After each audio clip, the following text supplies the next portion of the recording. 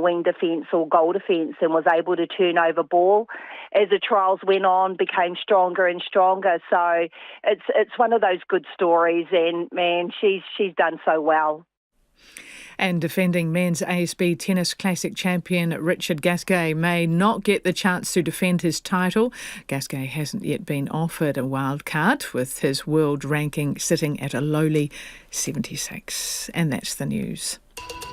The Finance Minister drops the anchor on the new ferries. What this is about is getting the best value solution for New Zealanders. Marlborough's mayor is stunned. I think we're running the Toyotas of the fleet. Kiwirail have said that they're at end of age. They're not fit for purpose for the next 30 years. Leaving Kiwirail in uncharted waters. What are the options with the shipbuilder? Do you carry on building it and sell it? Could you sell it as it is right now? All aboard with Morning Report, weekdays from 6 on RNZ National. Another short forecast from Met Service until midnight tomorrow in the west from Northland to Taranaki. Cloudy periods, especially in the west. Isolated light showers for a time tomorrow. The remainder of the North Island fine and cloudy periods. Scattered rain developing south of Kapiti tomorrow night. Bulla, Westland and Fiordland mainly fine apart from isolated light showers north of the glaciers clearing. Rain with heavy fall spreading north tomorrow, easing to showers in Fiordland by midday and Westland later. Nelson, Marlborough and Canterbury find apart from areas of cloud about the east coast. High cloud increasing tomorrow with a few showers inland from the afternoon. For Otago and Southland find spells, scattered showers developing tomorrow morning, clearing inland in the afternoon. And for the Chatham Islands, showers clearing this evening, mainly fine tomorrow but becoming overcast in the evening. RNZ National, it is 5:07 and you're with Lisa Owen in Checkpoint. Ngā mihi, Anna. Tēnā koutou katoa, no mai haere mai ki Checkpoint I tēnei rā, ko Lisa Owen tēnei. Is the country's secret Santa this Christmas a recession? While some economists unwrapping GDP figures today got a shock to see Aotearoa's economy shrunk 0.3% in the September quarter, substantially softer than forecasts. Manufacturing was sluggish, postal, transport and warehouse activity was down 4.5%, and the retail sector's been described as anemic. The weaker economy is despite record migration. Bottom line, it means a smaller tax take for the government. Kiwibank Chief Economist Jarrod Kerr joins us now. Kia ora, Jarrod. That's a sort of Christmas cracker of the wrong kind, is it not? Yes, it is. Not only did we get a contraction on the quarter, the statisticians revised down all the previous quarters over the last year or so. So our economy is actually, 2% smaller than we thought it was. What that means is that the government's tax take is going to be less. The economy is simply smaller, less GST, less corporate tax. Any idea how short they will be on that tax take? Because it has implications for their spending, right? Yeah, it does. Look, we haven't gone through those numbers, but we'll get them. We're basically waiting for the Treasury's numbers next week to get a good handle, but it's going to be weaker than they thought, and it's going to be weaker than what was in the budget earlier this year. That's the main point. Less revenue, that means it's going to be tougher on the other side, on the spending side. So does that mean that potentially they'll have to cut commitments? Are tax cuts affordable? Potentially. They're going to have to work through what they can cut and what they are going to stick to with their promises. It's going to be a very tough job. These numbers don't help. So are we heading into recession? We are in recession. We recorded one last summer, and we're going to record one this summer. So the rapid rise in interest rates, the RBNZ has hiked quite aggressively with a heavy hand, has had an impact, and households are hurting, and so are small to medium businesses.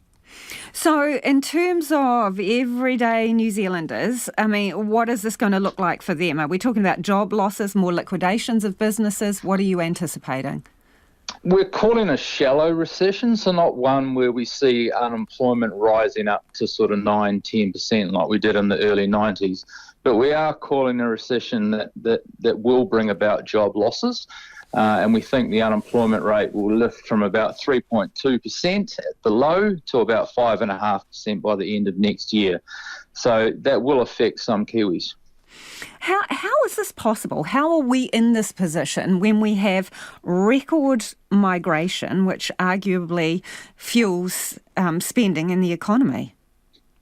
That's a very good question, and it just highlights how weak these numbers actually are, because we've got a contraction of 0.3 despite the fact that we've imported 130,000 net migrants over the last year. So when you look at things on a per capita basis, per head, they were down 0.9 on the quarter, and we're down 3% over the year. So, the RBNZ rate hikes are having a big impact on households, and we've seen consumption coming off, even though there's a lot more people in the economy. Are we bringing in the wrong people? Is that part of it? No, I don't think so. When we look at the types of people that are coming here, we're getting in a lot of tradies, which is great. We need that. We're getting, different migrants into different areas, and we're seeing the labour market loosen up as a result. So, businesses aren't complaining as much about the inability to find workers. So I think we're bringing in some much needed talent. It's just we're doing it now at a point when the economy's slowing and migration doesn't look like it's slowing. So, then to your comments about the RBNZ, how much responsibility does it need to take, and, what role has its actions played in the situation we now find ourselves in? Oh, it's played an outsized role. This is exactly what they've been trying to engineer. They told us, late last year that they wanted to engineer a recession. They needed to do so in order to get inflation pressure back down. So from their point of view, it's kind of job done. What we're saying is that, the job is done. Stop telling us that you're going to keep hiking rates, because it's not needed. So ease off the gas. Yeah, I think job done. The next discussion should be rate cuts, not hikes. Jarrod, have you got anything cheery for us leading up to Christmas from what you saw today?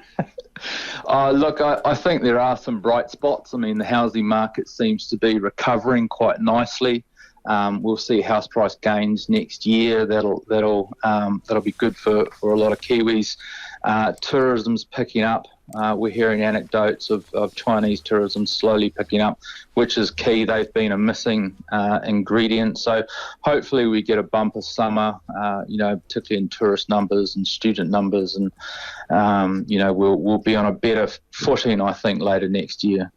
Good to talk to you, Jarrod. Thanks for joining us. That is Kiwibank Chief Economist Jarrod Kerr. It is 13 minutes after 5. Kia mau tonu mai. Do stay with us. You're listening to Checkpoint on RNZ National. Freight movers, businesses and passengers want to know how the crucial Cook Strait connection will be future-proofed. The government has sunk KiwiRail's plans for a replacement of the clapped-out ferries and major port upgrades. The bill for that has blown out to $3 billion, causing the government to pull its support. In Picton, ferry passengers are left using a temporary terminal and roads remain closed for the ferry development, leaving residents waiting for answers. Samantha G has more. News the Cook Strait Ferry project has been axed, both disappointing and frustrating for Picton residents. This is a big blow for the IREX project, but it doesn't mean that things stop. Things will continue to move forward. They just won't move at a rate of growth that we were all hoping for and anticipating. That's Destination Marlborough's Tracy Green. She hopes the announcement won't deter people from travelling across Cook Strait this summer. Picton Business Group Committee member Maria Baxter says despite the frustration, it's just another hurdle for the port town to face. Resilience across the strait's key and affects, the Picton residents, community, business community, everyone when there is issues. So any plans to keep that resilience and to keep the project with that resilience in mind, we support that. Marlborough Mayor Nadine Taylor says there is a clear need for a better inter-island ferry service. The focus had been on the first new ferry arriving in 2026, but now that's all up in the air. KiwiRail have said it's going to take quite a lot longer to work through what a new plan might be. You can't just shoot down to Kmart and pick a new ferry up or a second-hand ferry off the rack. So it's around how we're going to bridge that gap between 2026 and when the new plan can be in place. Road freighting body Ia Ara Aotearoa Transporting New Zealand says the project simply isn't viable at double the cost. But project and policy advisor Billy Clemens says there remains a clear need for increased freight capacity across Cook Strait. When you look at forecasts about what's going to happen to New Zealand's freight task, a substantial increase between 2018 and 2042, it's going to go up 30%, and New Zealand's population is going up as well. So it's fairly simple arithmetic that the capacity is going to have to increase. The government is pinning the blame on the former Labour government for the cost blowout. Finance Minister Nicola Willis says the costs have almost quadrupled to about $3 billion. We will not be repeating the cavalier approach taken by the former Labour government towards spending taxpayers' money. We have been advised that the outgoing government knew in February 2023 that the cost had blown out to $2.6 billion, but that was never made public. Picton has been left with a temporary passenger terminal and incomplete work on an overbridge designed to accommodate the new terminal development. Kiwirail Chief Executive Peter Reedy says it's now faced with winding that work up. All that infrastructure is still going to be of value. You've still got significant enhancements being made on Wellington side. We'll now start to work with contractors to finish those works, make good, close them out, and government has given us funding to enable us to do that. Kiwirail has spent $400 million on the project so far, and its boss is not ruling out having the ferries built, only to on-sell them to someone else. It's 10 months today since Wairoa was swallowed by its river during Cyclone Gabrielle, causing widespread destruction. What followed were days of no communication, weeks of isolation and months of ongoing recovery. Our reporter Jimmy Ellingham pays a visit to 2 family homes to find out how the clean-up is going. Michelle McElroy and her family loved their Northern Wairoa home, which sits in front of the town's showgrounds and the river. Today, the Wairoa River runs steadily well below its banks, but 10 months ago it turned into a torrent at a sharp elbow. When it's in flood and there's too much pressure behind, too much flow in the awa, it can't turn any longer, and it just makes its way across and takes the shortest route to the sea, which unfortunately is through North Clyde, and that's what caused flooding in Gabrielle. Up to a couple of metres high. It spread deep silt in its wake and left Mrs. McElroy's home, which was built by her grandfather, uninhabitable. Now the focus is turned towards ensuring such a flood won't happen again. It's a very difficult kaupapa, even for the engineers, because of the size of the catchment that contributes to this awa, because of this turn here. The main thing is that we're trying to work towards the least impact on people's homes and marae, urupa. The events of 10 months ago have taken a toll, and until there's better flood prevention in place, Mrs. McElroy feels anxious every time there's a storm warning. Isolation is really important. That impacts us heavily. Communications, we lost communications. So we couldn't even ring 111. It wasn't a good experience, and it's traumatised a lot of our people, and that's not been addressed.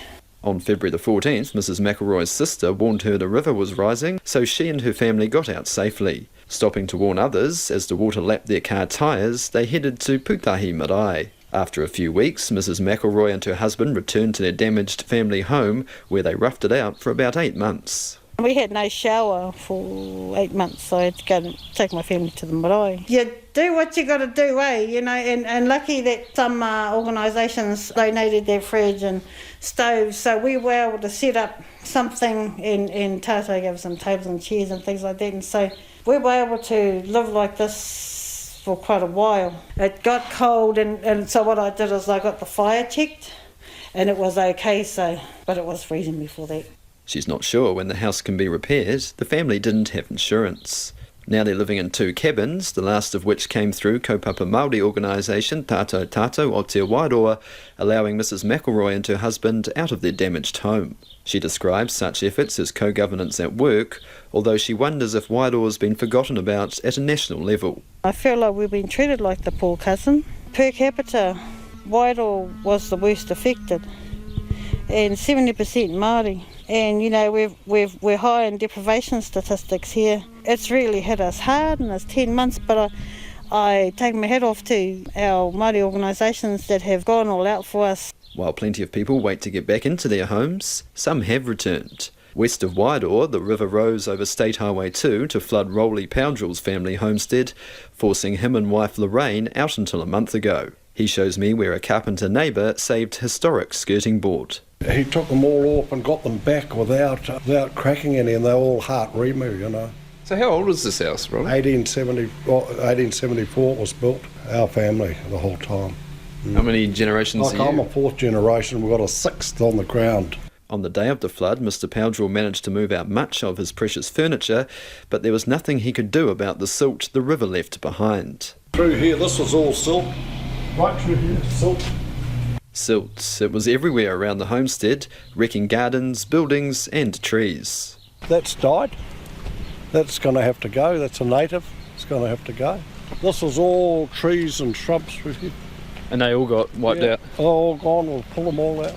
I'll buy some bigger plants to put in. Won't be so much garden. The wet winter has made it hard too. Mr Powdrill was clear on what needs to happen now. For the whole of Wairoa, we need some service of this river. It needs possibly a dredge or needs something worked out with it properly.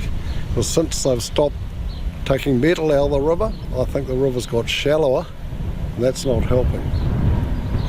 But we badly need some attention done to the river. 10 months on from Cyclone Gabrielle, and in Wairoa, life is far from back to normal. Jimmy Ellingham reporting there, and later in the programme we'll speak to 3 mayors from 3 regions badly hit by Cyclone Gabrielle. 22 minutes after 5, and you're with Checkpoint on RNZ National.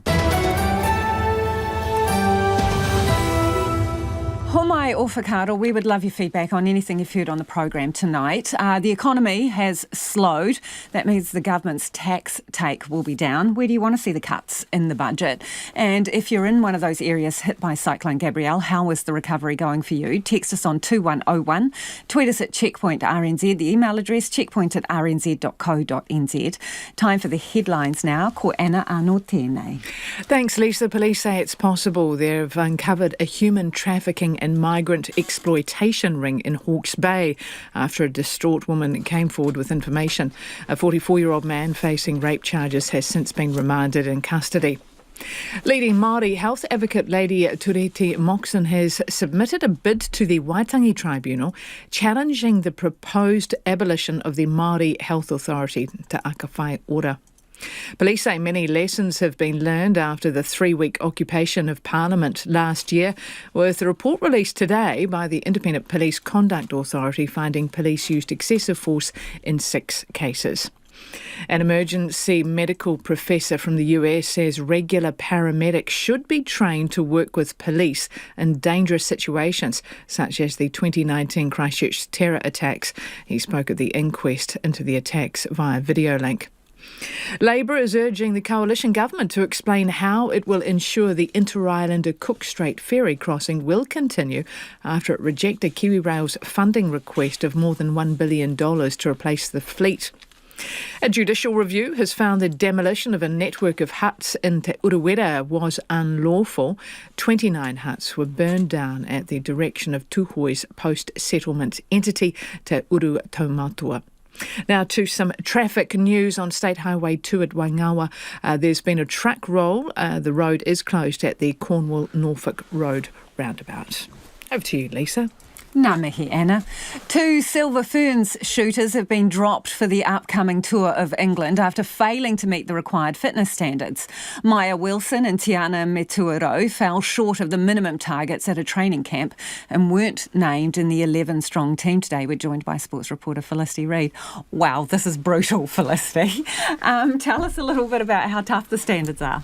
So netball, of all the sports in New Zealand, is the one that really is, at least publicly, the most strict about making sure their athletes reach these fitness targets. One of the targets they have to meet is a 16.3 on a yo-yo test.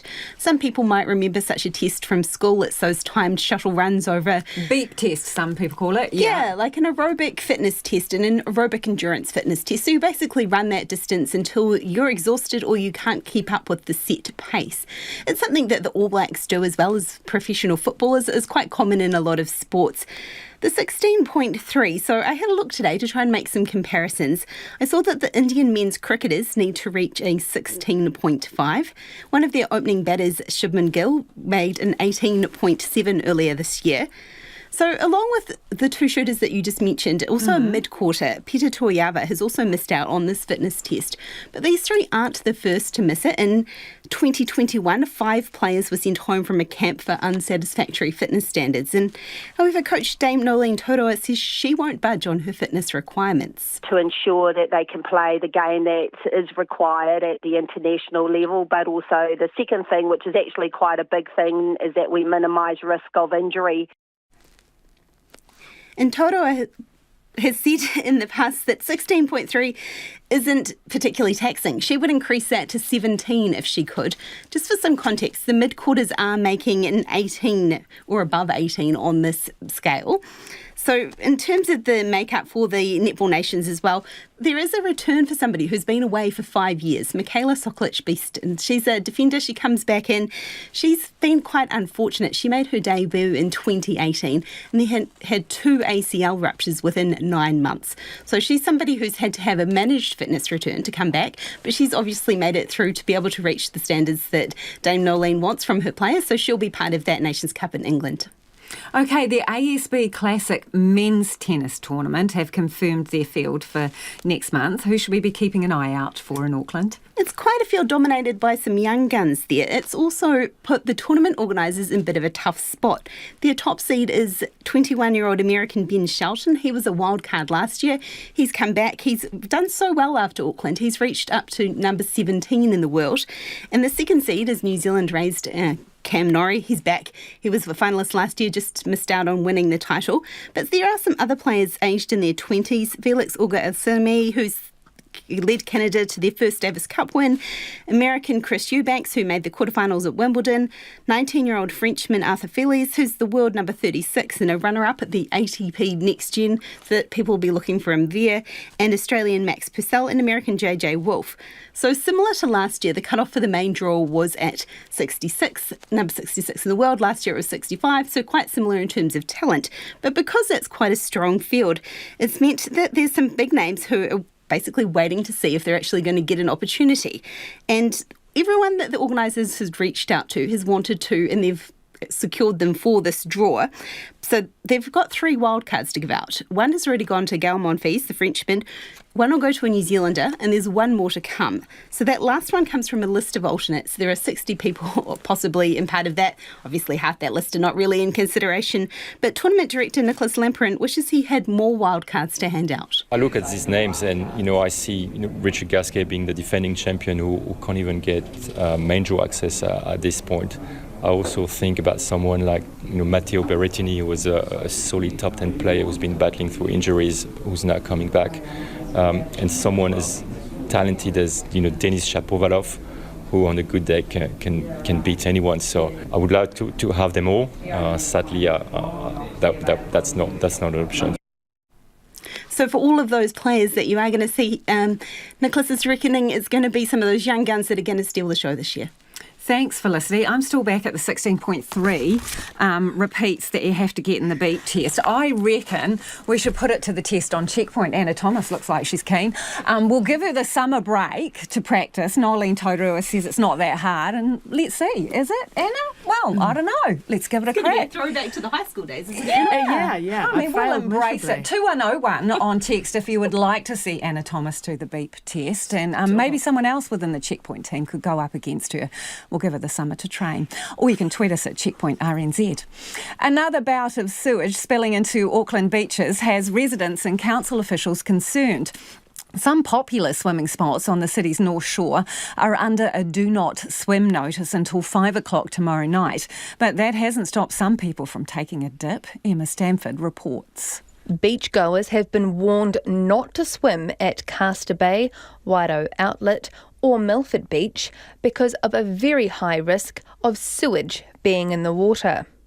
A wastewater overflow has been detected, bringing with it a very high risk of illness from swimming. RNZ visited each site and there were no physical signs telling people of the risk, just black markers on the Safe Swim website.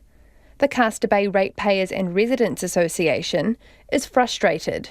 President Hamish Anderson says it is happening too often through dry and wet weather. It's inconvenient for locals and visitors to our beautiful beach. It's resulting in further degradation of the Hauraki Gulf, and it's just not a good look for our clean green brand. He wants better communication after only hearing about it through the media this morning. It's kind of crazy that they seem to rely on people checking the Safe Swim website to see if it's safe to enter the water at our beaches, when I think in the event of contamination they should be putting signage up so people go to the beach and can clearly see it's unsafe. Most people don't check Safe Swim before they go to the beach. The warning didn't stop some from going into the water. Andy Parker from the Castor Bay Swim Rise group says they still went for their daily dip this morning after checking Safe Swim. Everyone discussed it and we looked at the water and there's certainly no sign of anything untoward. So I actually don't stick my head under. A lot of people don't, just because it's become so unreliable, I think. North Shore Councillor Richard Hills says signs are normally put up if the issue is expected to last a few days. Because there are so many beaches and often issues pop up randomly in dry weather, but usually in wet weather, it's far easier for everyone if it's about checking the website. Obviously, signage would be, in my opinion, appropriate if it's something that's going to last longer than 24 hours. So I'll be asking those questions once I know exactly what the issue is. Watercare says the overflow was caused by a blockage and crews have been flushing the pipe and investigating. It says blockages can often be caused by fatbergs, a combination of fats, oils and grease, mixed with things like wipes and rags. Mr Hills says wet wipes make up 70% of overflows across Auckland. Often it's about all of us trying to prevent sticking wet wipes and fats and other greases down the pipes. Watercare says there is nothing to suggest there is an ongoing issue in the area, but encourages beachgoers to check the Safe Swim website before heading out this summer. Te Whatu Ora Medical Officer of Health, Dr David Sinclair, says if there's a red or black pin, you should stay out of the water to avoid gastroenteritis or skin, ear or eye infections. If you get sick after swimming, you can call Healthline or your doctor. 28 minutes away from 6, Kia amo tonu mai. Do stay with us. You're listening to Checkpoint on RNZ National. It's time for the business news now. Ko taku hoa e Nai ko Nona Peltier. Nona joins me in the studio. Right, Nona, we've heard a little bit about this, but the economy contracted in the third quarter. What does this mean as we head into the new year? Well, I've been thinking about this. Analysts were all picking a bit of growth, some marginal growth in the third quarter economic data, but we talk about this all the time. When did we ever hear that the economy was booming or even growing? I hadn't. So I wasn't particularly surprised when I found that it had contracted 0.3%. I went back and checked with the Reserve Bank's forecasts. So in August, their monetary policy statement was forecasting 0.3% contraction in the September quarter. And then in November, they changed it magically to a growth of 0.3%. My thought is they should have stuck with what they had because they would have been right. But they didn't. So people's expectations were therefore different. That's right. And so what does this mean? Well, it's going to be tough for consumers and for especially retailers. We've had a lot of that information coming through. Like just this week, we talked about the employers and manufacturers say that there've been a big spike in the number of people who are calling up asking for help on how to manage restructuring and redundancies. They say, yeah, it's grim. And we've had the credit bureaus talking about, companies that can't pay their bills. So it's hard out there for business. It's hard for consumers too. And coming into the new year, one of the things I spoke with this fella who was telling me about how their expectation, according to their survey, is that consumers are happy to shop, but they're waiting for the sales. They're really careful with what they're spending their money on. And, we saw food prices yesterday. It's all pretty difficult, especially leading into Christmas. So I think everyone's going to have to keep tightening their belts. We're probably going to see increased unemployment. And what's going to happen to interest rates? Well, according to the Reserve Bank, going to stay higher for longer. Let's talk about the Commerce Commission. It wants telcos to standardise pricing and coverage information for consumers.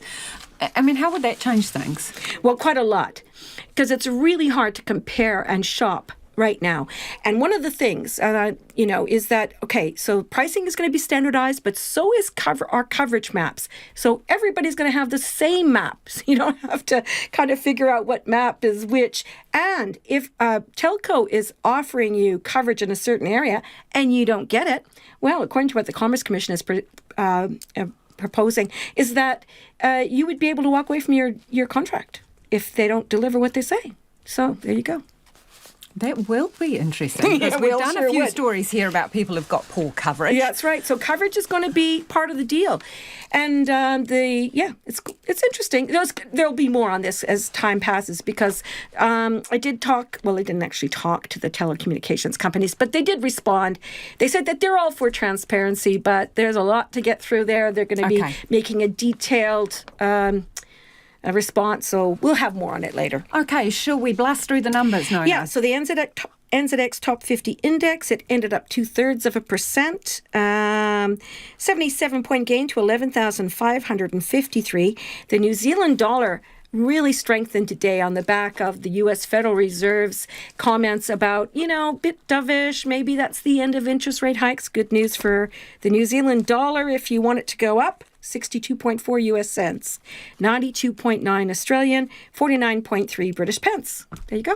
Thank you, Nona. Ka kite. And you can get back to us about your involvement in the beat test as well. Nona Peltier there with business news. Massey University has today confirmed it's pressing ahead with its plans to cut science courses and jobs. The moves were flagged 2 months ago, prompting staff and students to lobby for a backdown. For more, our reporter Jimmy Allingham joins us. Hi, Jimmy. What has Massey announced today? Yeah, good evening. This move does gut science at Massey's Albany campus. Courses that are currently taught there will go. They'll only be taught at the Palmerston North campus, and that's courses such as food technology and biological sciences. There's also other courses that are just going to completely go, such as engineering, so Massey will no longer offer those. About 67 jobs will be lost, but there's a few new jobs being created, so overall it's 56 fewer jobs at Massey. Massey says students who are doing a qualification affected by this will be helped to either complete those, so there's a possibility that some might be taught out, that they can finish their qualification, or they'll be helped to move campuses or move to different universities. There's also the question about what will happen to the innovation complex. It's a brand new building at the Albany campus that we've reported on before. It costs reportedly $120 million, at least that was the last reported figure. It was fitted out particularly for sciences, so there's a question about what its future holds as well. We've asked Massey this afternoon, but I'm yet to hear back. And so what is the reason for this? Why do they have to do it? In a short way of saying it, it's money is what Massey is saying. This year it's facing a $53 million deficit, and it talks about challenging financial conditions and unprecedented. So it says that deficit's down to lower income through international students, higher staff costs, but a lot of that we're not too sure exactly from the public accounts. Today, the College of Sciences Pro-Vice-Chancellor, Professor Ray Gore, mentioned all those challenges in the decision that he announced, but he also said this move will allow the college to build on its world-class teaching and research in areas of critical importance to New Zealand and beyond. Now, I know this is, hot off the press, but what has the reaction been so far? Yeah, straight away we've heard from Tertiary Education Union organiser Ben Schmidt. He says it's disappointing, devastating and unnecessary. The union, along with staff, actually put forward an alternative proposal that we reported on a few weeks ago that would say you can save money through saving costs, sharing spaces, that sort of thing, and save jobs, most importantly. That was rejected by the university. I've also spoken to Professor Diane Brunton, who was one of those people that came up with the alternative proposal. She's a conservation biology expert, and her job will go. She's fronted some of the lobbying to the university to try to get it to reverse its decision, which didn't happen. She says this is a short-term. Well, this decision will have long-term impacts for maybe short-term gain. We're not even sure about that. She also noted the timing coming just before Christmas couldn't be worse. We understand too that some of those Auckland staff affected will be getting together tomorrow to have a breakfast, have a bit of a celebration about the work that they've done, because there are some world-renowned experts whose jobs, as it stands at the moment, will go. So what about the long-term future of the university? Yeah, a couple of weeks ago I attended a public meeting in Palmerston North, which is about all the proposals, because this is just one of several proposals that we've seen at Massey, and this year a lot of staff left through what was called voluntary enhanced cessation, which is basically voluntary redundancy, which is quite favourable terms were offered to staff at Massey to get out, basically, so they can save some costs. At the public meeting I went to, there was lots of concern about this proposal today affects mostly Albany, but there was lots of concern about what the cuts could mean to Palmerston North, which relies quite heavily on the university. Palmerston North's a town of 90,000, and there's a really high number of people connected with the university through work or study. There was concern about what many people talked about, a downward spiral, that once you start making cuts, fewer students will come, so more courses will have to be cut. And our politics professor, Richard Shaw, spoke quite powerfully about the effect of these sort of cuts, not just on the university, but in a city like Palmerston North, that affect sports clubs, schools, community organisations. So there is plenty of concern in Palmerston North, even though today's proposals are mostly centred on Albany. Thank you, Jimmy. That is our reporter, Jimmy Allingham. It is 19 minutes away from 6 and you with Checkpoint on RNZ National. Homai o whakaaro, we would love your feedback on anything you've heard on the programme this evening. Let us know your thoughts on the cuts at Massey, also the cyclone recovery. If you're in an affected area, how is it going for you? 2101 on text. What are the issues you are facing? You can tweet us at Checkpoint RNZ. The email address is checkpoint@rnz.co.nz. It is time for the headlines now. Anea Anna, mina pitwita kōrero. Thanks, Lisa. An economist says the latest GDP figures show the country is heading into a second summer of recession after the economy shrank 0.3% in the 3 months ended September. Kiwibank's chief economist Jarrod Kerr told Checkpoint New Zealand's economy is 2% smaller than it was thought to be, meaning the government's tax take will be less. The Prime Minister is insisting the Māori Health Authority is suboptimal, and he responds to a legal challenge at the Waitangi Tribunal by a leading Māori health advocate to stop its abolition. The Republican-led US House of Representatives has voted to formally authorise its impeachment inquiry into President Biden. They allege bribery and corruption by Biden family members during his tenure as Vice President. Police say they've learned many lessons from the occupation of Parliament last year, but overall frontline staff did an exemplary job. The Independent Police Conduct Authority found police used excessive force in 6 cases during the 3-week occupation. The Finance Minister is pinning the blame on the former Labour government for the cost of replacing Inter-Islander's ageing fleet, blowing out to almost $3 billion. Ms Willis told the House the coalition government is committed to a reliable ferry service, but will take a different approach to Labour. And Lisa, those are the headlines, but I will just add on the topic of beep tests. Some very astute listener has just texted in saying that Lisa asks sharp questions. I bet she has a sharp pace on the beep test. That was you. You texted that in. Thank you, Anna. It is 12 minutes away from 6. Now, 10 months on from the devastating Cyclone Gabrielle, in some of the hardest hit regions, people are still out of their homes. Roads remain severely compromised and silt and debris is a blight on the landscape. The former government and weather devastated areas have negotiated joint voluntary buyout schemes for people whose land is too risky to build on again. But it is a long process. 3 weeks after the devastating floods, we checked in with 3 leaders from 3 of the hardest hit regions. So we thought it was time to talk to them all again.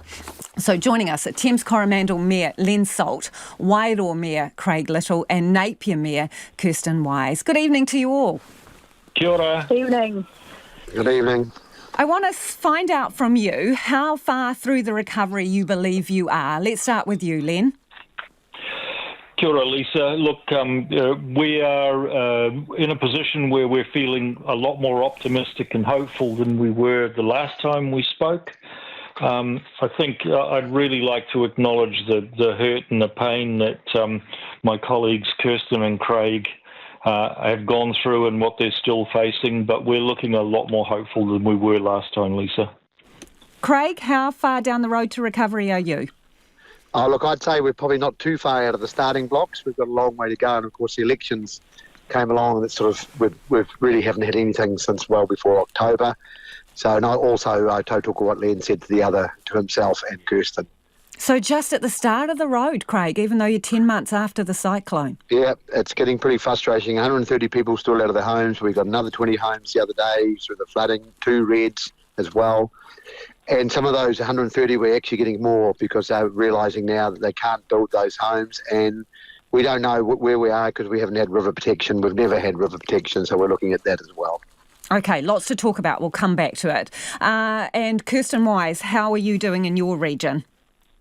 We're progressing well in terms of, council infrastructure. Our wastewater treatment plant is back fully operational, and we're now doing resilience building there.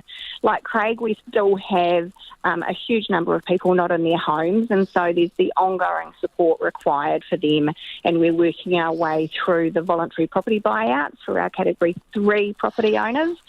And I guess the really challenging part for us and the highest risk for us is building resilience in those lifelines, so that are owned and operated and maintained by other agencies. So ensuring that our state highways, that our power infrastructure and our telecoms infrastructure receives the investment that it so desperately needs. All right, let's stick with big infrastructure. Len, you've got some good news. State Highway 25A, the bridge replacement, it's going to be opening any day now. What does that mean for your community? It is fantastic news, Lisa, for our communities and very, very hotly anticipated. We'll have it open Wednesday next week. $43 million, so it's come in $7 million under budget and 3.5 months ahead of time. But it's that essential lifeline for our business people, for people trying to get to hospitals, people trying to get to and from work. Very, very hotly anticipated and very welcome news.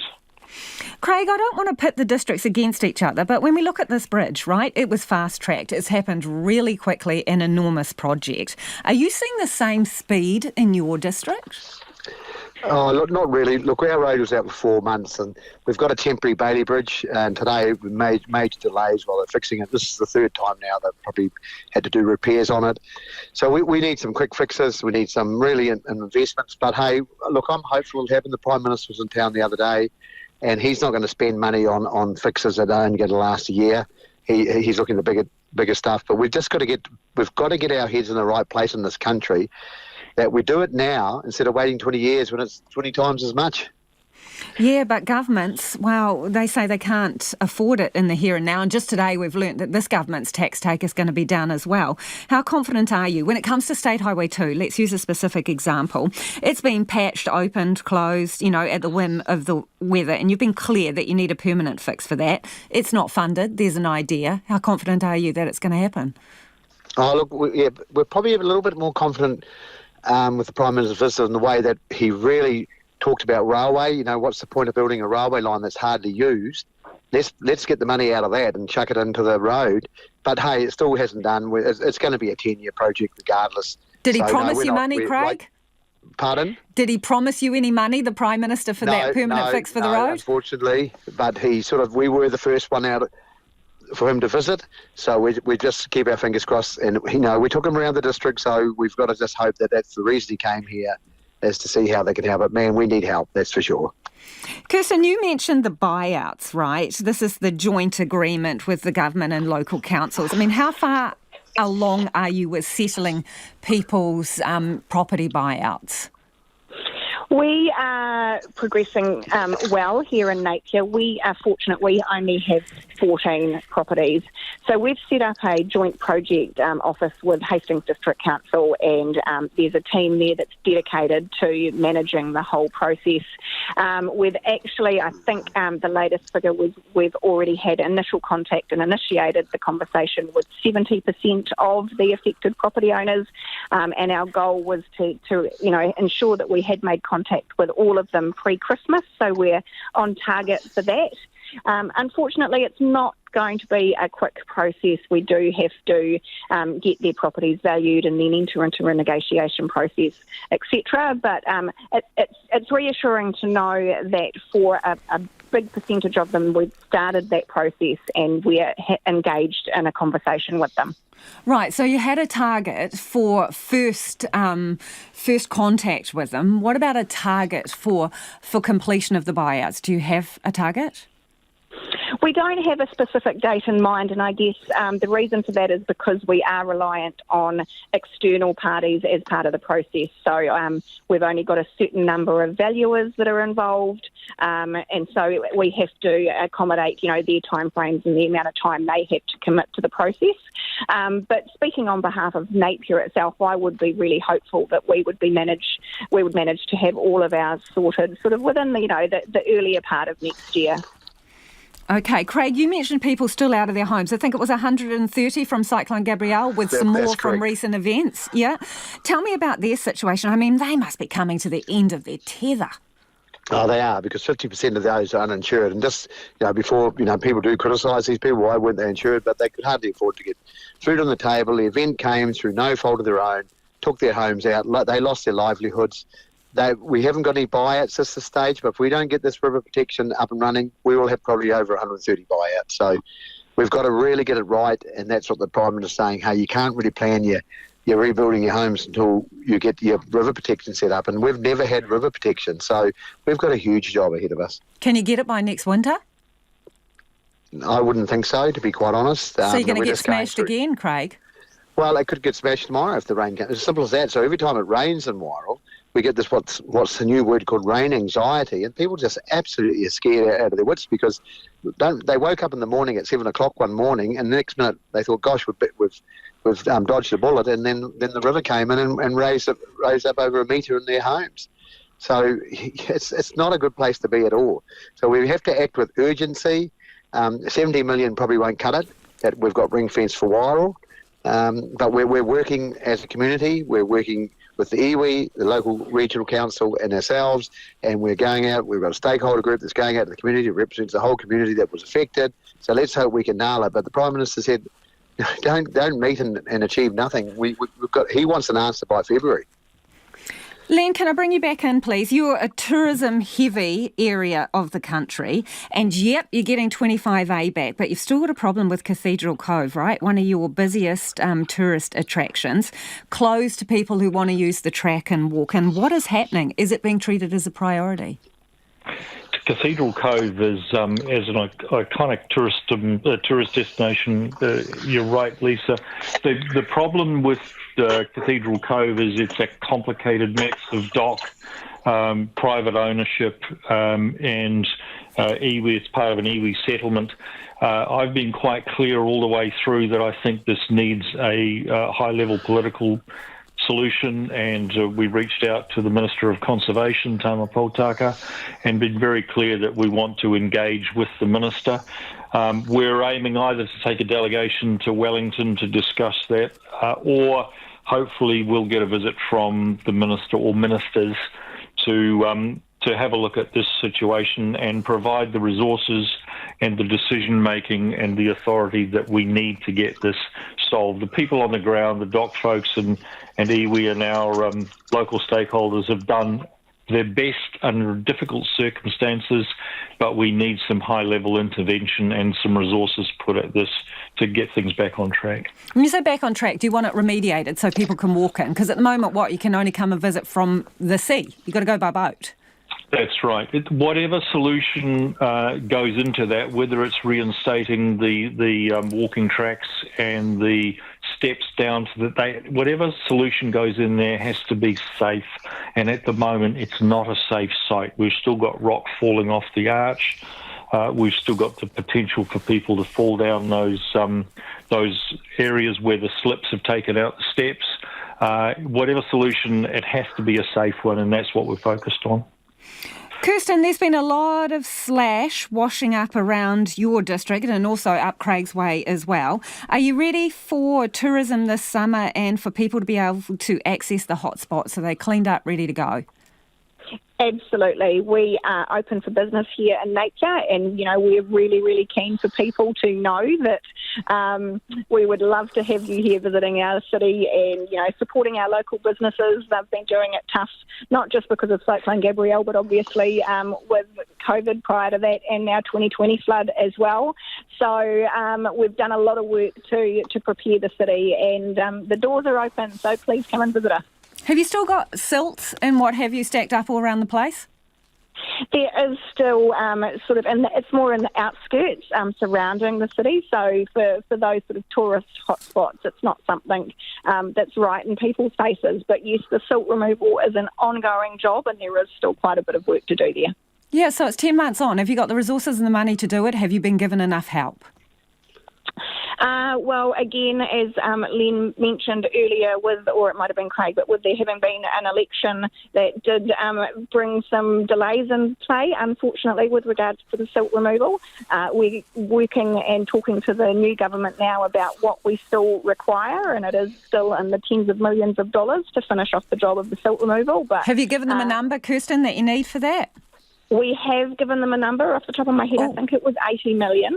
Right. So we were fortunate. Craig mentioned he had the Prime Minister there last Friday, and then he came through and saw us following on from that. So Hawke's Bay's done really well. We've had that first visit from the PM and a couple of the ministers. And so you want 80 million. Has the Prime Minister agreed to give it to you for that clean-up? We haven't had agreement yet, but he's well aware of what it is that we need, and we will be continuing to push for that. Okay. Craig, I was interested in an Ombudsman's report that came out yesterday about the response to the cyclone, and it identified the fact that a lot of small districts and towns feel completely forgotten. Do you think that reflects the feeling in Wairoa and the district? Yeah, at first start, we talked to a lot of other areas. Everyone wants to be your friend when it happens, and then they slowly disappear, and that's what we're feeling like we're in at the moment. And I was thinking, has the government paid us anything? I think they need to be looking at what the loss of production, what the loss of tourism is across all our three councils or our areas, and what the cost of the GDP is if we don't get off and start doing this, fixing these roads, fixing these homes. What's it going to cost to our health? So, yeah, we've got a lot of issues, and we've got to get really serious of it because tourism is a big thing in Wairoa, Napier, in Coromandel as well. So we've really just got to nail this, and we're not nailing it at the moment. Okay, we've got about 30 seconds each left. I'm going to go to each of you. It's Christmas time, so you get a wish list. Top priority, please, whether it's help from the government or whatever, you name it. Len, number one thing, please. Our priority is the Pahutakawa are in flower. Come and visit. The Crimson Coast is looking fantastic. We need visitors to come back and give us a lift for Christmas. That's all we're asking for at the moment. Len, you're a wonderful salesman. Craig, what's number one of your list, please? Hey, number one is we need money to get the river protection people back in their homes, and all the mayors and all the people across these regions. I just hope Santa Claus looks after them really well. And to Kirsten Wise, what is your top priority, please, your big want? I'm going to take a bit of a longer-term view, and for us in the local government sector, we just know that our financial sustainability is we're in a very challenging situation. So I want the government to recognise that and engage in a real conversation about how we can fix our funding model so that we can serve our communities and give our communities what they need. Lovely to speak to you all. Thank you for joining us. That was the Thames Coromandel Mayor, Len Salt, Wairoa Mayor, Craig Little, and Napier Mayor, Kirsten Wise. We spoke to them 3 weeks after Cyclone Gabrielle. Believe it or not, 10 months on now, and they still have some major issues and are needing assistance. Interested in your feedback on that. 2101 on text if you're living in those areas. What are your challenges? What are your number one priorities? Or you can tweet us at Checkpoint RNZ, email checkpoint@rnz.co.nz. A lot of you getting in touch with thoughts on other issues. The Cook Strait ferries is another one that is burning on your minds. If roughly 20 billion in freight and 1 million passengers per year are carried across the Cook Strait, how is it that a $3 billion investment in new ferries and infrastructure to improve safety and longevity is considered poor expenditure by Nicola Willis? Sounds like good value to me, says Jeannie. Another person says the minister is correct. We don't need a Ferrari, but nor should we aim for a Corolla. God, people are down on the Corolla, aren't they? Given it's the Cook Strait we are dealing with, we need the marine equivalent of a Land Rover or Land Cruiser. Interested in your thoughts on that one. Another one says the Cook Strait ferries, one word, privatisation. Do you think that's the way it's going to be? Okay. Another person says, why should taxpayers subsidise the ferries? Radio New Zealand News at 6 o'clock. Good evening, I'm Anna Thomas. A human trafficking and migrant exploitation ring may have been uncovered in Hawke's Bay after a distraught woman raised the alarm with police.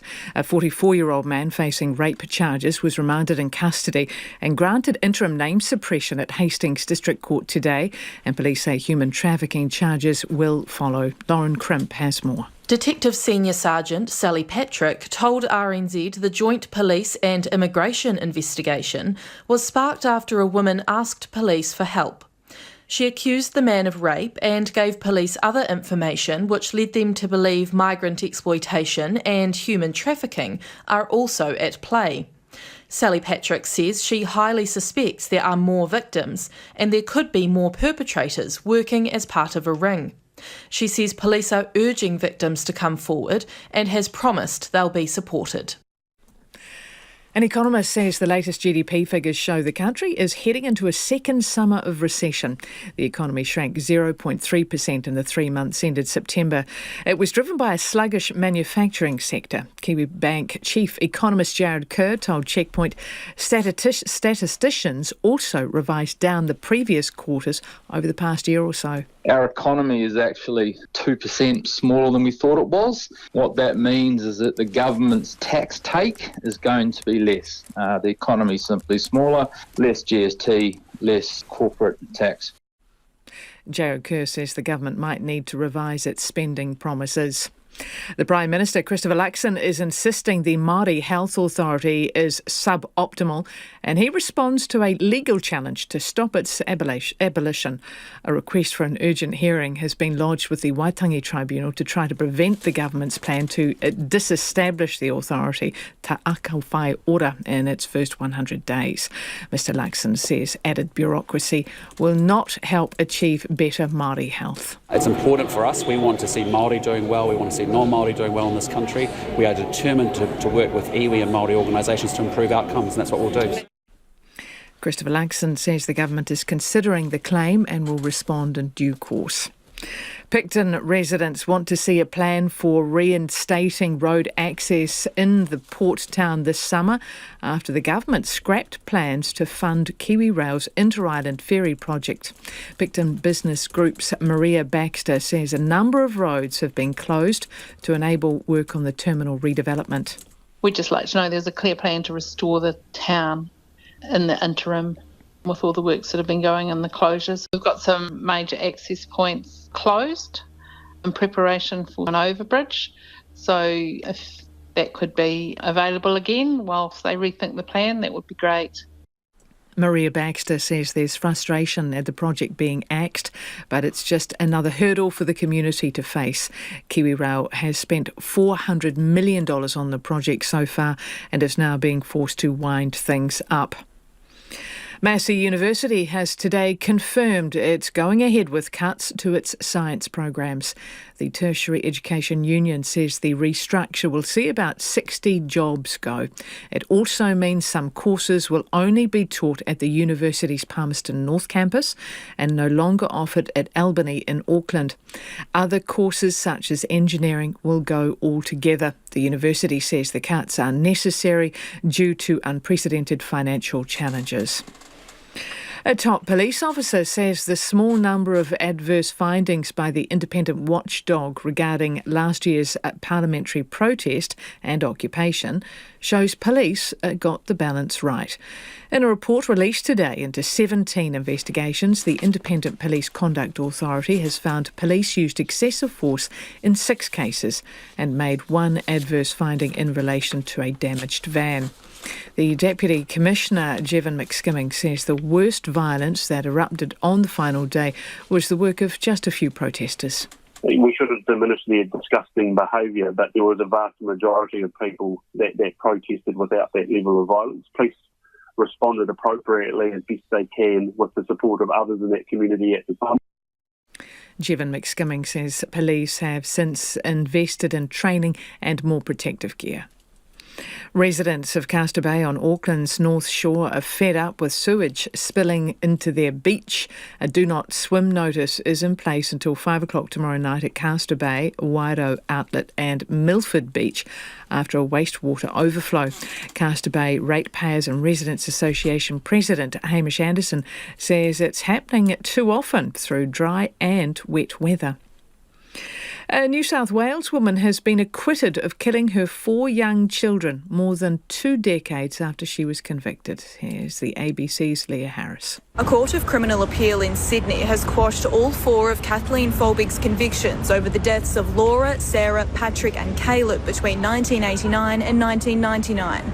Ms Folbig spent 20 years in jail and was once known as the nation's worst female serial killer, but has always maintained her innocence.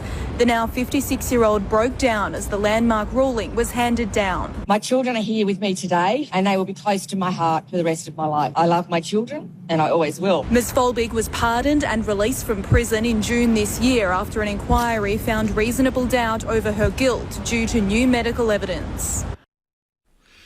State Highway 2 south of Masterton has reopened after a logging truck crashed. The Transport Agency says motorists should expect delays while the backlog clears. Scientists monitoring the world's biggest iceberg as it drifts away from Antarctica say they now have solid numbers to describe its bulk. Satellite measurements reveal the frozen block known as A23A to be just shy of 1 trillion tonnes and to cover 4,000 square kilometres, more than 6 times the size of Lake Taupo. It used to be bigger, but researchers say the berg has lost mass since breaking away from the Antarctic coast in 1986. And that's the news. This Saturday morning, Michael Cunningham won a Pulitzer Prize for his book The Hours, and it was then adapted into an Oscar-winning film. He returns with Day, his first novel in a decade. And speaking of books, Kate de Goldie and Elizabeth Knox will talk us through their literary picks of the year. Summer gardening with Kath Irvine, we're playing favourites with Anika Moa, and we're nailing Christmas dinner with Josh Emmett. Call Susie Ferguson Aho. Join me this Saturday morning on RNZ National. And now the short forecast from Met Service until midnight tomorrow. In the west from Northland to Taranaki, cloudy periods, especially in the west. Isolated light showers for a time tomorrow. The remainder of the North Island, fine with cloudy periods. Scattered rain developing south of Kapiti tomorrow night. Bulla, Westland and Fiordland mainly fine apart from isolated light showers north of the glaciers, but they will clear. Rain with heavy fall spreading north tomorrow, easing to showers in Fiordland by midday and Westland later. Nelson, Marlborough and Canterbury fine apart from areas of cloud about the east coast. High cloud increasing tomorrow with a few showers inland from the afternoon. Otago and Southland, fine spell, scattered showers developing tomorrow morning, clearing inland in the afternoon. And for the Chatham Islands, showers clearing this evening, mainly fine tomorrow but becoming overcast in the evening. RNZ National, it is 8 minutes past 6 and you're with Checkpoint and Lisa Owen. Kia ora rā e ho. No mai hoki mai, this is Checkpoint, ko Lisa Owen tēnei. Heavy rain in Gaza is adding to the anguish of families displaced by the Israel-Hamas war. Some families living in temporary camps are now dealing with flooded tents surrounded by a bog. The UN Children's Agency estimates 1 million children in the Palestinian territory have been displaced as a result of Israel's bombardment of the region in retaliation for the Hamas attacks and hostage takings in October. UNICEF says the humanitarian crisis is worsening as more people are being forced further south into overcrowded areas. Spokesperson Alexandra Murdoch joins us now from Amman. Hello, Alexandra. Thank you for your time. Can you talk to us about how the rain is complicating things in what are essentially camps for people who are displaced? Yeah, absolutely. The storms overnight and yesterday, as you will have seen, have really added another layer of complication. And we have been sounding the alarm on this for some time. The situation is already beyond crisis point, with 85% of the population in Gaza displaced, and 1 million of those being children. People are being forced further and further south into small, overcrowded spaces where there isn't enough shelter. The safe area, I say in inverted commas, safe areas account for 30% of Gaza, and we have a population of displaced 1.9 million. So people are not going to have enough room in such a small area to find appropriate shelter. So they are sleeping outside on the concrete, in areas of dust. I mean, I'm really, honestly, it is dire. And now we have the rains. There are no latrines. There is really a lack of safe drinking water. So parents are having to make the choice to give their children dirty, salinated water, which is going to lead to sickness. So it's a really dire picture.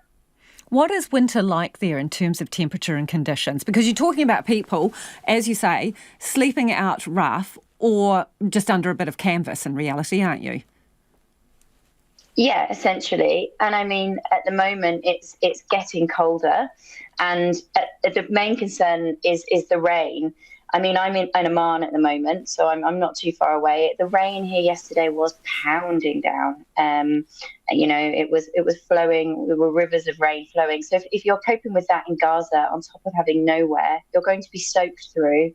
And as I say, on top of the conditions being so difficult without sanitary facilities, no toilets, and no safe water, it's going to be so difficult for people, and it's going to be really challenging to contain sickness and disease as well. Tell us about displaced people being squeezed into smaller and smaller spaces, because they keep being told to move south away from missile strikes and attacks, but there's only so far they can go, isn't there? Yeah, I mean, just to be clear, there is nowhere safe in Gaza. Families have endured so much. And as you know, many people were told originally to move south to Khan Yunis, and now people are being asked to move further south. And areas are just so overcrowded. People are basically being asked to move into tiny, overcrowded strips of land.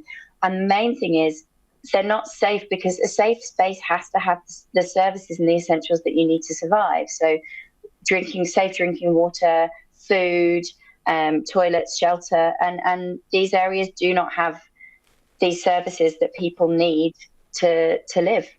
Alexandra, what injuries and illnesses are you seeing in children, because they are particularly vulnerable? Colleagues from who are working in Gaza are describing meeting children with missing limbs, with third-degree burns. They have met children who've been unable to speak because of the terror that they've witnessed. It's beyond what any child should ever have to endure.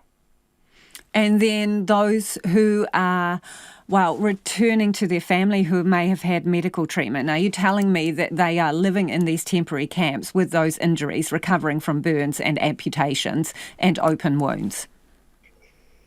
There are some functioning hospitals and health facilities, but they're buckling under the pressure. I mean, the health system's on its knees. 80% of hospitals are no longer functioning, but those that are doing their best to treat children and to treat others. But we're talking about a situation where health workers, doctors themselves are also living this, right? So they are working in a condition where they don't know if they're safe, where they don't know if their family is safe, where they're trying to ensure that people are cared for, but they don't have safe, clean water. So it's a really, really difficult situation. A number of states and aid agencies have been calling for a ceasefire for some time. So, short of that, what more can be done to help? I mean, we will continue to sound the alarm. We've been sounding the alarm for weeks. Yesterday's vote was an indicator that the majority of nations around the world are calling for what UNICEF considers to be the most important thing, which is a ceasefire. So the first thing I would say is we still need a ceasefire, because this is the only way we will stop more children from dying, more people from dying, and the only way that we can have safe and sustained access into Gaza. The access we're getting isn't enough. It's a fraction of what we need at the moment, but we are there on the ground providing what we can, safe water, chlorine tablets to ensure that people can have safe drinking water, blankets for children, high energy biscuits for children and also for pregnant women. So we are there on the ground, and we would, if people can donate so that when we're able to get even more aid in, we have enough supplies, we would encourage them to do so. Thank you so much for the update. That is Alexandra Murdoch from UNICEF joining us from Amman. Pacific climate leaders have voiced their opposition to the new COP28 deal released overnight after marathon negotiations.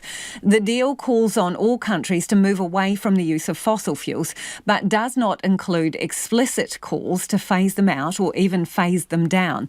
Caleb Fotheringham has more. COP28 President Sultan Al Jaber called the deal to phase out the global use of fossil fuels historic, a first-of-its-kind deal signalling the eventual end of the oil age. But Pacific climate advocates are feeling less optimistic. Shortly after the standing ovation when the agreement was passed, lead negotiator Anne Rasmussen for the Alliance of Small Island States shared her disappointment about the nature of how the final decisions were made. It seems that you just gavelled the decisions and the small island developing states were not in the room. We were working hard to coordinate the 39 developing states that are disproportionately affected by climate change, and so we were delayed in arriving here. Marshall Islands head of delegation John Silk was equally critical. The fact that the decision was cavilled without a major group in the room, which represents one of the most vulnerable groups in the world, is unacceptable. But Mr. Silk says leaders will need to make the best of the less than ideal situation. He says king tides are eroding shorelines and wells are becoming saline. I came from my home island to work with you all to solve the greatest challenge of our generation. I came here to build a canoe together for my country. Instead, we have built a canoe with a weak and leaky hull, full of holes. Yet we have to put it into the water because we have no other option. A statement released from an Alliance of Small Island States spokesperson says the new text was an improvement from the draft, which Pacific leaders likened to signing a death warrant. But it still did not go far enough. The spokesperson says there are loopholes and no invitation for parties to peak emissions by 2025. Sindra Sharma, Senior Policy Advisor at the Pacific Islands Climate Action Network, says the agreement will not keep global warming below the 1.5 degrees Celsius threshold. This level of incremental progress, it really doesn't feel like progress at all. The COP28 decision has called on nations for the first time to transition away from fossil fuels. Sharma says it's taken too long to get to this point. The source of climate change really is fossil fuels. So to have 30 years later or 28 years later to have the mention of fossil fuels in the text is a little bit of a joke. Ms. Sharma says their team from the Pacific Islands Climate Action Network will continue analysing the final text over the coming days. Pacific climate leaders say the deal doesn't go far enough, considering many island nations are already bearing the brunt of climate change. It's 18 minutes past 6 and you're with Checkpoint on RNZ National. Dozens of people, including children, have been injured in a wave of missile strikes on Kiev, the worst attack on the Ukrainian capital in months. A kindergarten and a hospital were damaged by debris, as authorities say 10 ballistic missiles were shot down. It is the latest Russian strike on Kiev in a week and comes as Ukraine's president, Volodymyr Zelensky, continues his global tour to plead for more money for the war and to re-energise Western support. The BBC's Jessica Parker reports from Kiev. In last night's explosion, Andri's skin was pierced by shards of glass. It was horrifying, a nightmare. I couldn't believe it had happened. We don't have a house anymore. We don't have a car. What to do, where to go, it's not clear.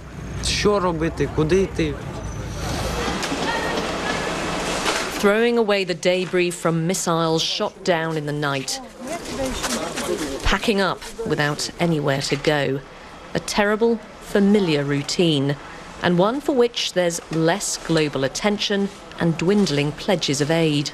See what the Russians are doing to us, says Alexander. Help is needed. He's in shock after seeing injured children. He thanks God his own grandson didn't stay last night.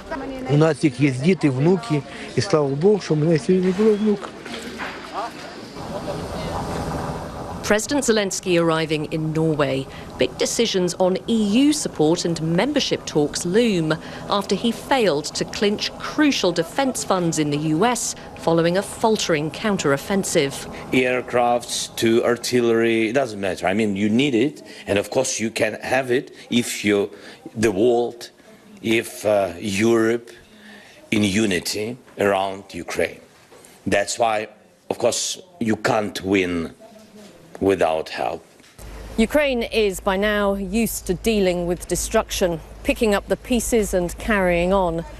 But every attack, of course, leaves shattered lives behind. Now a question is hanging over this country. Were some of those promises of solid, long-term support from the West, in the end, just words? All this has collided with a massive cyber attack on Ukraine. But people I talk to still have belief that the necessary aid will come to help them fight a war they cannot conceive of losing. Across the Tasman, she was labelled Australia's worst female serial killer, but today Kathleen Folbig has had all her convictions over the deaths of her 4 children quashed. Ms Folbig spent 20 years in prison but always maintained her innocence. In a landmark ruling, the New South Wales Supreme Court ruled the evidence originally used to jail her was not reliable. The ABC's Gavin Coote filed this report. After a decades-long fight to clear her name, Kathleen Folbig broke down in tears as the New South Wales Supreme Court quashed all 4 of her convictions. For almost a quarter of a century, I faced disbelief and hostility. I suffered abuse in all its forms. I hoped and prayed that one day I would be able to stand here with my name cleared.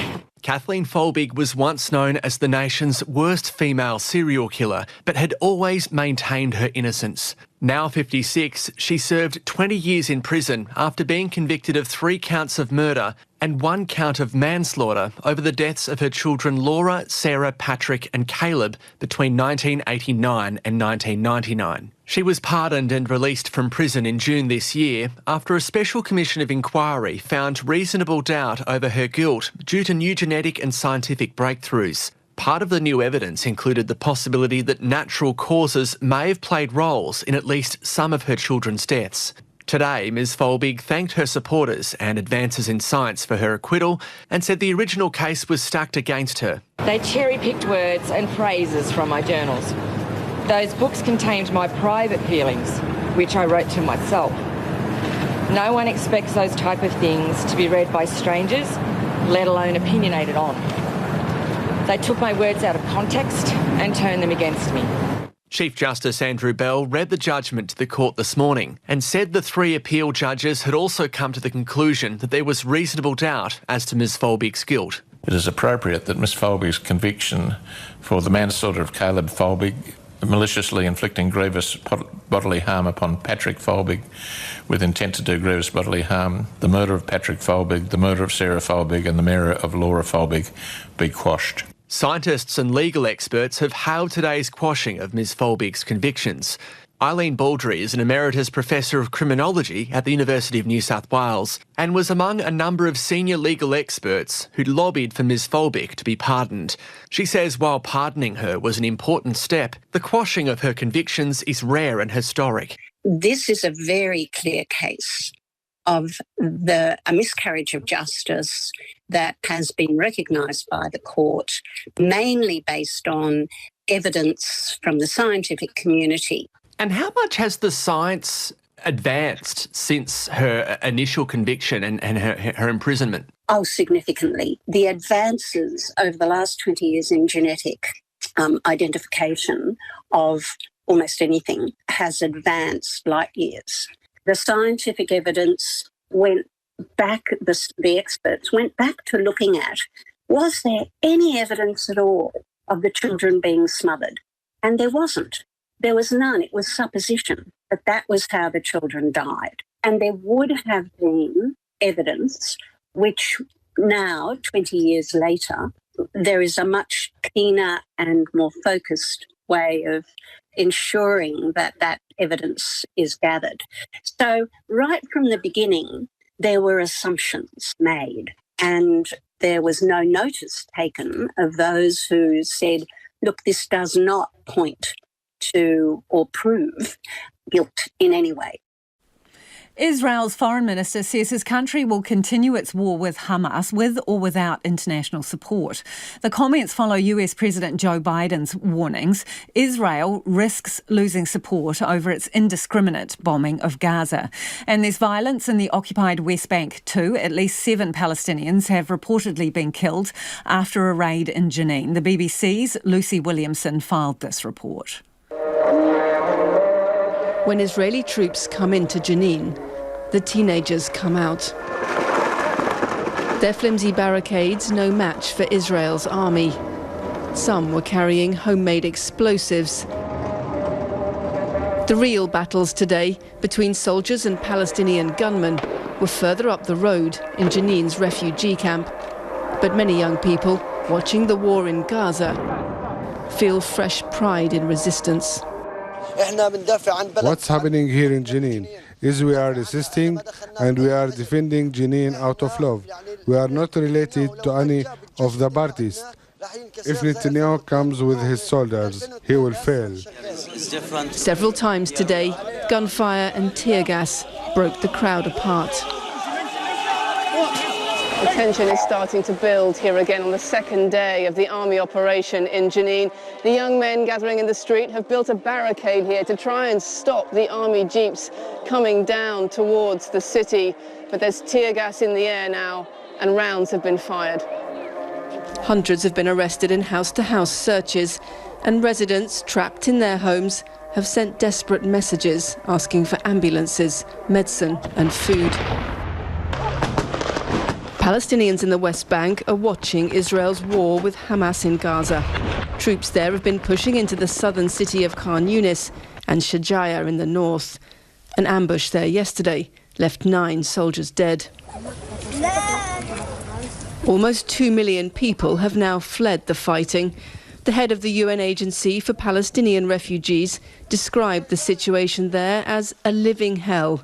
He said Gaza's people were running out of time and options. The winter weather is adding to the misery.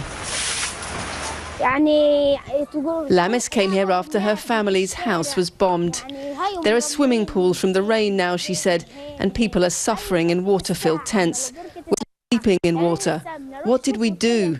We could have been sitting in our homes now. Shame on them. 27 minutes after 6 and you're with Checkpoint on RNZ National. One Chihuahua had the adventure of a lifetime when he got loose on a busy highway in New York. He did not want to be rescued, but some good-hearted motorists made sure he made it to safety. CNN's Jenny Moose has the story. That's no high-occupancy vehicle racing alongside the HOV lane. That's a Chihuahua. This Chihuahua, named Bean had drivers jumping on the Staten Island Expressway. That dog never tired. He was so fast, it was ridiculous. Caitlin McGinley was one of about 20 motorists who did everything from stopping and getting out to try to catch Bean, to forming a blockade to protect him. But even good Samaritans had bad moments. The most heart-stopping moment for me was when the dog went underneath my car. I thought I killed it. But Bean reappeared on the other side of her car, crossing 4 lanes of traffic. Katie stopped and tried to grab him. Come here! But he whipped past. Another thing that I was thinking in my head was, what is insurance going to say? If my car gets hit, if all these cars get hit, we tell them that a Chihuahua was on the highway. Finally, Ella Wajda's husband dropped her off and she chased the Chihuahua for about half a mile. Did that not seem a little bit dangerous? It was dangerous at the beginning. But a blockade formed to protect Ella's lane. They managed to corral Bean under Caitlin's vehicle. He wasn't exactly grateful. Little nippy. Yeah, he almost bit me, but that's okay. They used a jacket to scoop him up and put him in a bag. In no time, Bean was recognized in a lost dog Facebook post and reunited with his owner an hour after the chase. Now, the famous Bean has his own Instagram. It turns out Ella the runner recently ran in the New York City Marathon. What place did you come in? Oh, it was like 26,000. But she took first place in the Chihuahua chase. Oh my Lord, gives me PTSD watching that. Good reason to tune in tomorrow morning. First up is talking to a top vet about how to keep your furry, fluffy friends cool and healthy these holidays. Do tune in after that one, being the Chihuahua. Goodness me. We will catch you a little later in the day, 5 a.m. for First Up.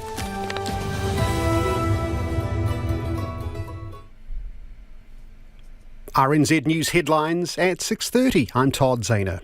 Police say it's possible they've uncovered a human trafficking and migrant exploitation ring in Hawke's Bay after a woman came forward with a rape accusation.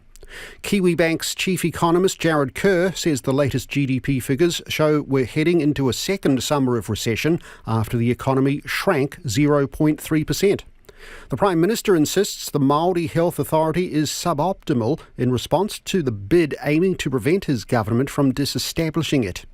And scientists monitoring the world's biggest iceberg as it drifts away from Antarctica say its size covers 4,000 square kilometres, which is more than 6 times the size of Lake Taupo.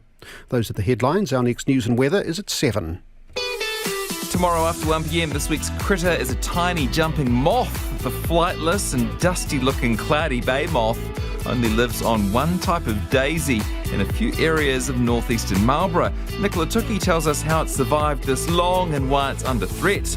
On New Zealand Live, we have an Americana folk duo, and Martin Bosley joins us ahead of Christmas Day with some show-stopping food ideas on Afternoons with Jessie Mulligan. That's from 1 p.m. tomorrow here on RNZ National. 29 minutes to 7. Kia ora, you're listening to Trending Now. First, it's the detail, and today, every Christmas, Auckland's big department store creates joy and delight for children in Queen Street. We meet the people behind the displays. As the buses whiz past on Auckland's Queen Street, small crowds gather to look into the windows of its famous department store, Smith & Co.'s. Children and adults are mesmerised by the animated puppets telling the story of Christmas. Every year, the displays change according to the book they're based on. This year, it's the 12 Elves of Christmas, starring a sunglass-wearing weightlifting Santa. Little do the viewers know that thousands of hours of toil have gone into the window displays, and they've also had to overcome the odd little disaster. We had an infestation of giant Australian ants in one of the modules, and they were alive, but luckily we saw it. I'm Sharon Brett Kelly, and today the detail goes behind the magical Christmas windows to meet the creators. It's a story that takes us to the hills of Noosa, Queensland, where the puppets are handmade by 2 Kiwis, but even further back to a little boy who hid his stutter by not speaking until he discovered puppets. So let's get to the farm in Australia to find out more from David Poulton. Hold on, I'll try and get my Kiwi accent coming right. Well, we've lived here 56 years. Well, we've lived out of New Zealand 56 years. And to be honest, my heart's there, somewhere in Northland, you know. Oh, that's where I want my bones to end up there. You know, in a former life, I was a performer, a puppeteer, and I used to go to New Zealand schools. So chances are anyone who is, say, under 60 years of age may have seen me at their school when they were children. And you're still making puppets now, and that is what that's your role in the window displays at Smith & Co.'s. Yeah, correct. So, first of all, it's not just me, it's my wife, Sally. Sally's the chief animator. She gets all the beautiful movements. And Sally also has a very keen artistic eye. And we also employ a scenic artist. So a scenic artist is someone who paints faces or whatever, They're a fine artist. So take me back to the beginning. I mean, is it about coming up with a theme, and it must be much earlier in the year because this must be very painstaking work? Oh, yes. There's 2,500 hours work in those windows because everything is bespoke. Everything is handmade. So basically, how it comes about is that Smith & Co.'s Kevin Broadford, who's a very artistic man himself, he chooses the book. And these days we have publishing companies lining up to give us the book because it promotes the book and the artist so well. And our first step is to make the puppets. So the puppets represent well over 100 hours each because they're handmade and they're sculpted and they're painted and they're wigged and they're bodied and they're dressed. And then at that point, we put the strings on them and we animate them. Some of the limitations we have is that you can't do a circle because the windows just aren't large enough to create a circle. So the action is really in one scene, and you can't take a puppet off and on in a different entry-exit point because the windows technically aren't large enough. Now, some of the only stores in the world that can do that are maybe in Paris and New York, where they have triple the size windows, and they will get a sequence going. And also, some of those stores spend $1 million or £2, dollars or euros on their windows. But for New Zealand, we achieve really quite phenomenal results in what we call a fixed place window. We call it in theatre a box set.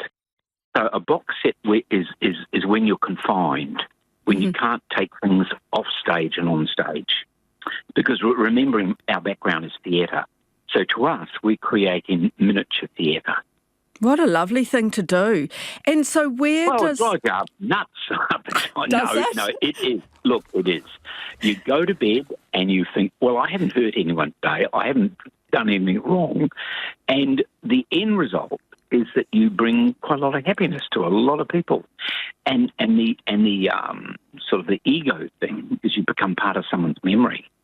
Now, they don't remember David Polton or Sally Polton, but they remember what they saw. And I meet people now who saw those windows 17 years ago, who were then kids and now young adults. And I say, where are you from? Auckland. Oh, yeah, you ever see the Christmas? Oh, yeah, I used to go, my mum and dad to take me. And they can tell you 15, 16, 17 years later what the window was about. Oh. Amazing. Why does it drive you nuts? Oh, no, I mean, that's just, no. The logistics. It becomes hold on. It becomes a 24-hour thing when you're creating them. You can't help thinking, you don't think of much else. You just try and work through the challenges. And so... It's stimulating.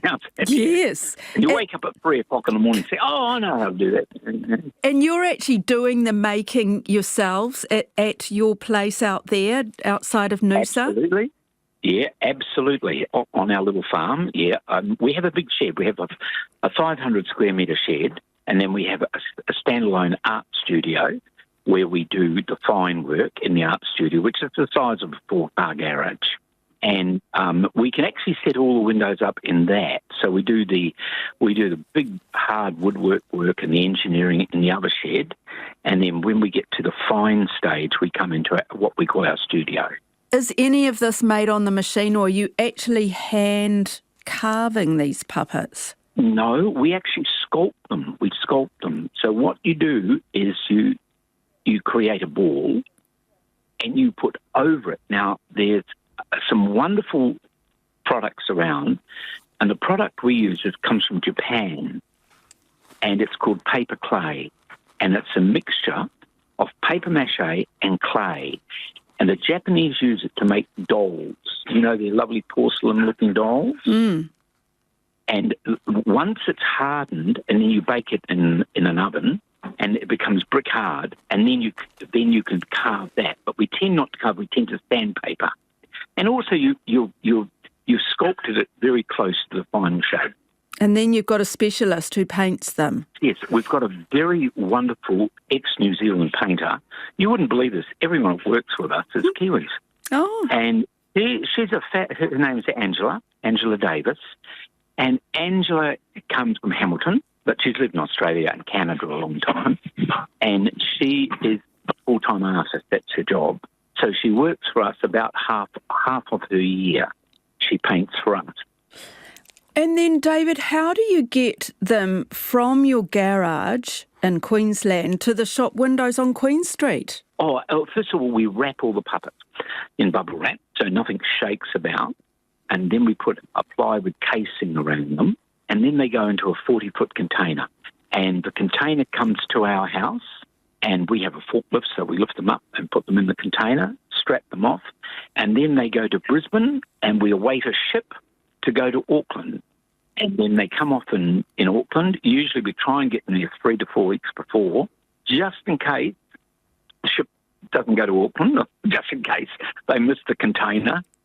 I mean, that's the nerve-wracking part of the whole journey, that the ship will actually take the container off. Because we have had in the past, the ship coming to Auckland, they didn't take the container off and it went back to Taiwan. And it comes back again, and we got it like the night before. Oh, my God. So that last bit of transportation is where you think, oh, my, fingers crossed. Anyway, it has got there, and Smith & Co.'s, led by Kevin, will unload them and put them in the windows, and then I normally come to Auckland to undo them and get them going. And I also have 2 great friends in Auckland that I went to school with at Kelston Boys High School and Glen Eden Primary School. And these 2 guys are sort of my age, so they're lucky they're retired. And they, well, when I say retired, you know. And so Ralph Levinson, and Ralph has become quite a technical person, and he can fix anything. And Philip Olsen, and these 2 guys look after them in Auckland. In case they need a bit of fixing or something. Yeah, look, you can't help it when something's come across the sea in a container, and there's definitely a bit of rocking on the boat, and there's banging as you unload the container and load it and whatever.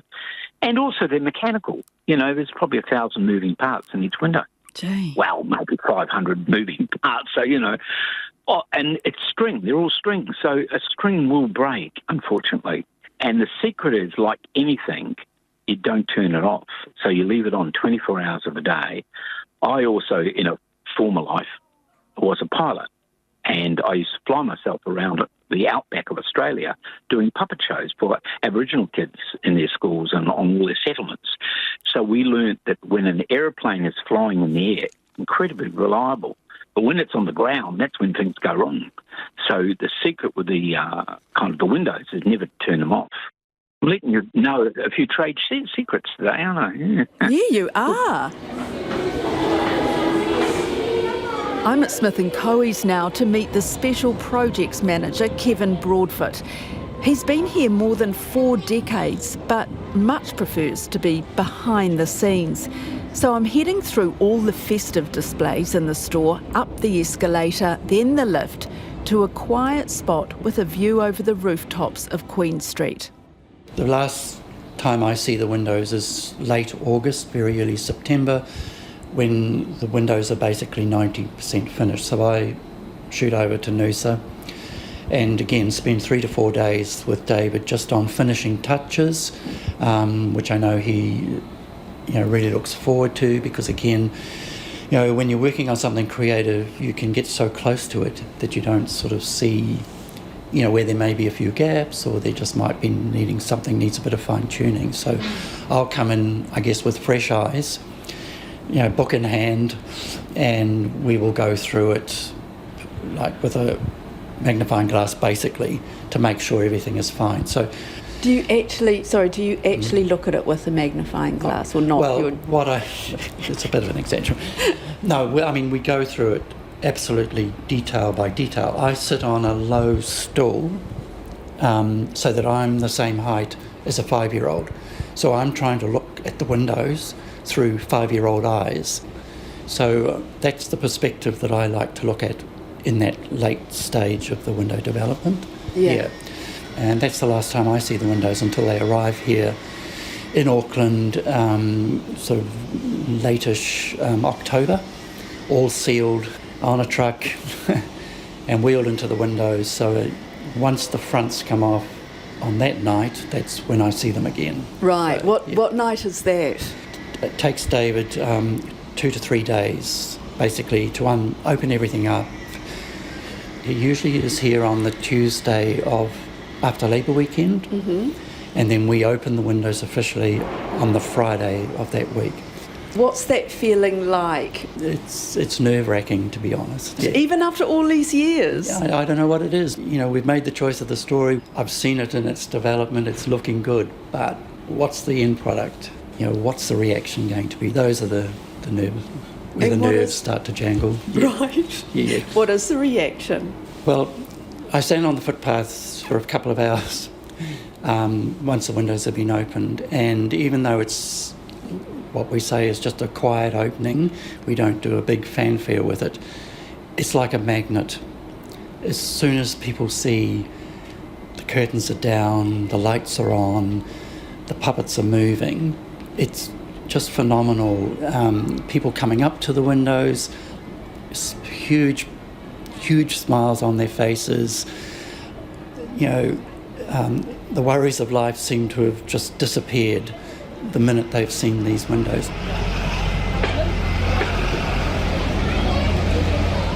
They get out their phones, they start filming, they start videoing, they start doing selfies in front of the windows. You know, and then once the kids start coming through and seeing the windows, it's just the way they get up to the windows, their hand pressed against the glass, their nose is right on the glass, and the excitement as they start discovering all the little things that we've put there for them, you know, as part of the job. And, you know, the grown-ups that are there reading the story for the kids as they progress through, it's lovely. What is the most difficult part of this whole process for you? Oh, all right. Well, subjectively, making the animation, making the movements believable, and that's where Sally, my wife, is incredibly clever. Sally would have to be one of the best string animators in the entire world, seriously. In 1972, I won a Goethe Institute Award, and I went to study puppetry at Stuttgart University with the world's best puppeteer, a man called Albrecht Rosa. And Sally came along to most of the courses that I did, and she was the best student in the whole class. So here I won the scholarship, but she was the best student. And tell me, how did you get into puppetry in the first place? Okay, well, let's wind the clock back 70-odd years or more. And my parents immigrated from England in 1952. We came to New Zealand on a ship called the Dominion Monarch. And while we were on the ship, I developed quite a bad stammer and stutter. So when we arrived in Auckland and I started school, I stammered and stuttered really quite severely. And in the first 3 weeks, I basically, I got teased. So I decided that I would stop speaking. And the idea was if I didn't speak, no one would tease me. So that worked out well. And so I didn't say a word. So I just sat up at the back of the class and everyone said, oh, yeah, that's David. He doesn't talk. And then in year 3 of school, I had a brand new teacher. And her name was, she was called Miss Wilson. And Miss Wilson had this, she was told, she was a young teacher. I think it was her first job at Glen Eden Primary. She was told she was going to have a boy in the class who was a elected mute. So she bought a puppet and put this puppet on my hand, first day of school, and asked the puppet to make a morning talk. And the puppet did. And suddenly I spoke for a puppet. So my parents obviously got me puppets. And we grew up, you know, in those days without a television or anything. So people did lots of their own entertainment. So my mum and dad and my older brother, we all started to do puppet shows, mainly for me. And that's how I began. And so I used this puppet in my class and I always spoke for that first year through a puppet. So if I needed to say something to class, the puppet was on my hand and that's who spoke. And then basically after about a year, I started to speak myself, but I still stammered very badly. But when I had a puppet in my hand, I didn't, or when I acted, I never stammered. And that's how I got into puppetry. And then when I left school, I went to work for an airline called Teal, which is now called Air New Zealand. And I met Sally, my wife, and Sally was a secretary at Air New Zealand, and I was a clerk. And Sally came from quite a good musical family. That all her sisters were good at music, and her parents and whatever. And so we started to do shows together with Sally and I, mainly, like Christmas parties and parties, kids' parties, and we decided we'd get married, and we decided we'd become entertainers. So after our wedding, we gave our jobs up at Air New Zealand, and we took our puppets, and we came to Sydney, Australia, where we got work almost instantly as puppeteers. And then we toured the whole of Australia through an organisation then called the Arts Council, and I worked for them for nearly 40 years. And that was mainly school touring. And then we also branched out. We went to New Zealand and Canada, Malaysia, Singapore, Japan, Hawaii, West Coast America, England. And we have toured ever since. And that's how and then I guess what happened was I got to a point in my life where I was sick of living in motels and travel. It was marvellous, but it was awful. I was lonely, and I had this quite beautiful wife at home, and my kids had just left home, and I thought, this is ridiculous. I'm living in a motel by myself. She's at home, and the worst year of touring, I had 46 weeks away. So I just decided within 12 months I would finish all my contracts and retire and become a puppet animator. So our first contract was with David Jones, and our second was Smith & Coe's. And the rest is history. That's it for today. I'm Sharon Brett Kelly. The Detail is supported by the Public Interest Journalism Fund. This episode was engineered by Jeremy Ansell and produced by Alexia Russell. And thanks to Kevin Broadfoot and David Poulton. Mā te wā. Thank you, Sharon. You can hear that episode again on our website, rnz.co.nz, or the RNZ app, or wherever you download your podcasts. 9 minutes to 7 on Trending Now. And it's time for our report from Parliament, the House. Kia ora, kofa smithaho, nā mai ki te whare. Welcome to the House. We're now in the 54th Parliament. It's the 10th Parliament since the beginning of MMP. Under MMP, Parliament's become far more ethnically diverse and gender diverse and more rainbow and more, well, representative of New Zealand. One of the changing demographic areas of Parliament is in the occupational backgrounds of MPs, what jobs they had before entering Parliament. Johnny Blade's been looking at some of the numbers, and he's here now. What did you glean? Well, farming is back. Because it had been on the wane for the last 20 or so years, it got to the point in the last election where only 3% of the MPs were farmers by trade. Now it's back up to 8.2 with 10 MPs of the current 122.